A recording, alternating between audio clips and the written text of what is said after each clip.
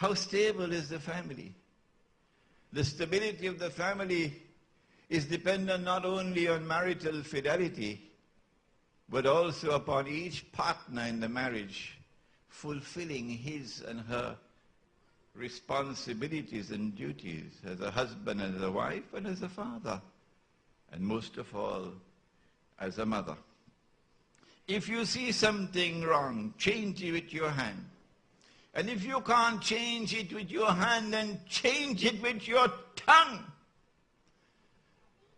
Where are their tongues today? Those who believe only in this patacake, baker's man presentation of Islam. We're not being harsh because we want to belittle them. We're being harsh because we want to wake them up. He said, if you cannot change it with your tongue, then change it with your heart. But you can't go lower than that. That's the lowest stage of faith. The process begins with an internal spiritual revolution. And when that revolution takes place, then you get something in the heart called Nur. We used to have a president in this country called Nur. And when he was president, there was no fire water in the president's house. But I'm talking about Nur, light.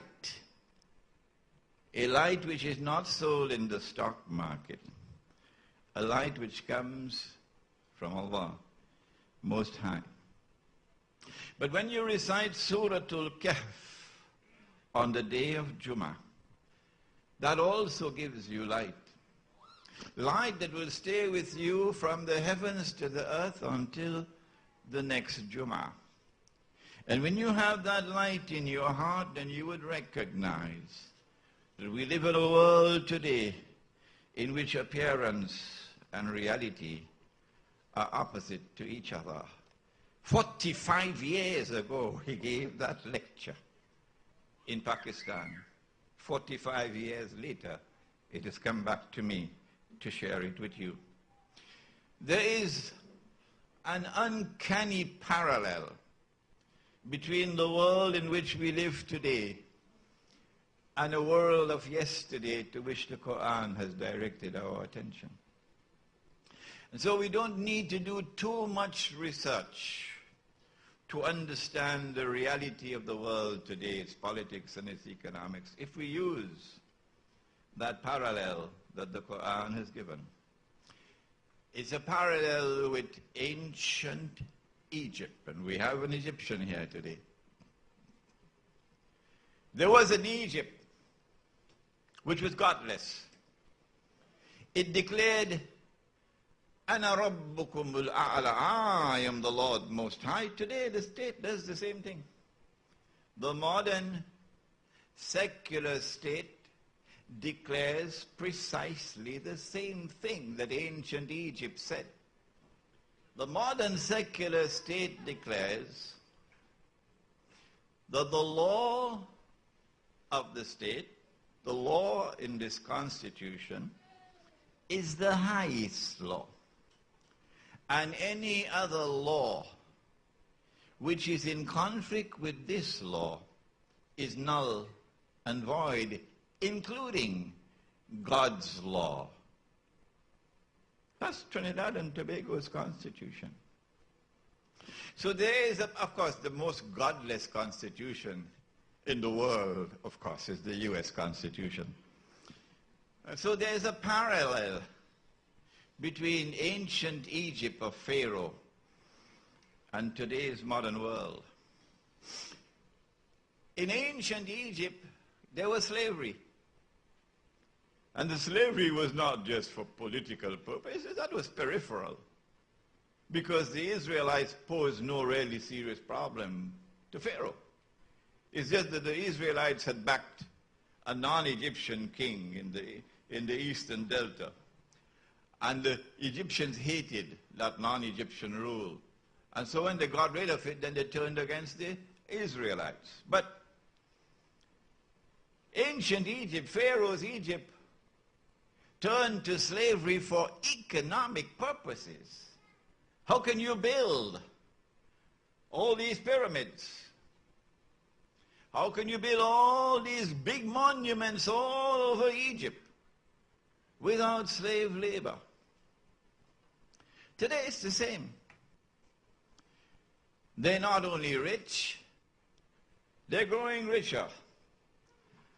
And Haiti must work. Our neighbor, Haiti, that the PNM government of this country doesn't care to look towards at all. Spend your money on stadiums, but let Haiti remain in groveling destitution and poverty. They exploit the poor. They exploit Haiti right here next door. They exploit the masses of South America. The Indians, the red Indians. We here are called the West Indians. Those are the red Indians. Until a man like Evo Morales could come out of Bolivia, and a man like Hugo Chavez could come out of Venezuela to say enough is enough. We cannot stand this economic oppression. We want to take control of our resources. There is a parallel between that ancient Egypt and this modern world. It's not just politics and economics. It's also intimidation, violence, slaughter, crucifixion.